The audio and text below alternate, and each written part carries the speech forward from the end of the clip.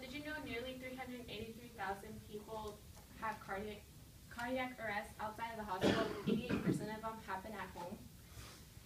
So cardiac arrest, is, just in case you guys don't know, is basically when you can't breathe, and that's when CPR comes in handy.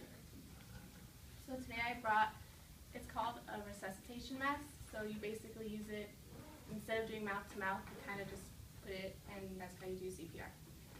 So, sorry, I'm like out of breath. So my thesis was, people think lifeguarding is just basically a glamorous job. All you do is tan all day and just do whatever you want, but it's actually really not. It's a really difficult job, and every day you're doing, saving people's lives, you're doing CPR, you're jumping in, getting someone. Every day is like a different day. So first I will discuss the resuscitation mask and how it represents the lifeguard community, and then I will discuss how I identify with the culture and how I identify with the resuscitation mask. So the resuscitation mask symbolizes basically the safety for people, but not only lifeguards use it, also ambulance crews use it. It's also in the hospitals, doctors use it every day. So instead of doing mouth to mouth, this kind of replaces it.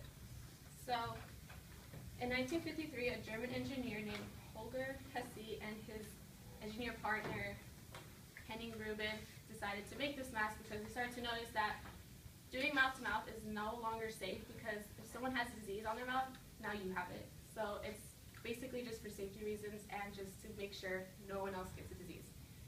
Gloves are kind of like the same thing. If someone's bleeding and they have HIV or they have some kind of disease in that blood, the gloves are just there to protect you. So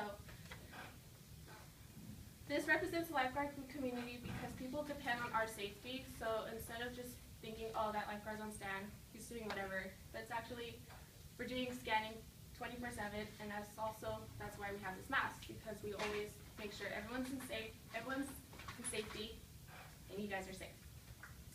So now I will talk about how I identify with the culture and the object. So when you go to the beach, you always see lifeguards just sitting there, but you always wonder what the training they go through, how many lives they have to save a day, all of the training that they do in the water. It's not easy. It's not just, okay, they just run in the water and get that person. But it's actually, training takes a couple of weeks. You always have to swim against the current. You always have to make sure you go outside, way past the buoy line, and then also all the different types of CPR there are, and all the ways we can go in and save that person.